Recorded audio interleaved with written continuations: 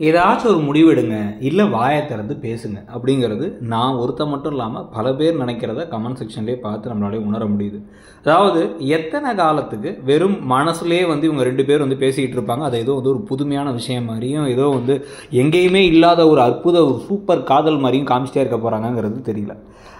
பல தடவை விஜய் டைரக்டாகவே இந்த வெண்ணிலா சரியான அனுப்பிவிட்டுருவேன், நீ கவலைப்படாதன்னு காவேரி கிட்ட சொன்னார். அவர் இப்போ காவேரியை கான்ட்ராக்டுக்காக தான் கல்யாணம் பண்ணியிருக்காரு, துரத்தி விட போகிறாரு முடிவு பண்ணிட்டாரு. டிவோர்ஸ் பத்திரத்தில் கையெழுத்து வாங்கினதுக்கு பிறகு ஏன் அப்படி சொல்லணுங்கிறத யோசிக்கிற அளவு கூட மூளை இருக்க மாதிரி இப்போல்லாம் காவேரியை காமிக்கிறது இல்லை.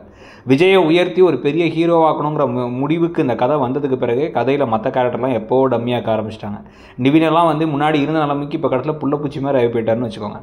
ஸோ இப்போ அந்த சமயத்தில் அந்த ப்ராசஸில் காவேரியுமே என்ன பண்ணிட்டாங்க அப்படின்னா, கொஞ்சம் கொஞ்சமாக விஜய் அறிவாளியாக ஆக காவேரியுடைய மூல அளவு சின்னதாகிட்டே போயிட்டு கடைசியில் ஒரு கட்டத்தில் பார்த்தீங்க அப்படின்னா தலையில் எம்டியாக தான் இருக்குங்கிற அளவுக்கு இந்த சோஷியல் கியூஸ்ன்னு சொல்லுவாங்க. ஒருத்தவங்க சொல்கிற விஷயங்களை குறிப்பால் உணர்றது அப்படிங்கிறது, அந்த குறிப்பால் உணர்றதுங்கிற ஒரு விஷயமே காவேரிக்கு இல்லாமல் போயிடுச்சு.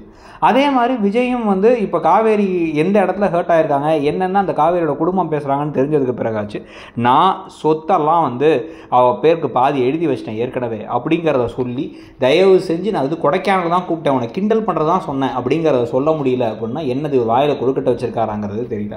இப்போ காவேரி தன்னுடைய குடும்ப தேவைகளுக்காக எத்தனை நாள் குமரனை கஷ்டப்படுத்த முடியுங்கிறதுனால நான் திருப்பி விஜயோட கம்பெனிலே வேலை பார்க்குறேனோ, விஜய் கொடுத்தாருல ஒரு வீடு, அந்த வீட்டில் நாங்கள்லாம் இப்போ இருந்துக்கிறோம், நிவின் வீட்டில் இருக்க முடியல, அங்கே பிரச்சனையாக இருக்குது, அதனால் அந்த காசை என் சம்பளத்தை கழிச்சுக்கோங்கன்னு சொல்லி ஒரே வீட்டில் ஒரே ஆஃபீஸில் திருப்பி 2 பேர் ஒர்க் பண்ணுறதுக்கான வாய்ப்புகள் இருக்குன்னு தோணுது.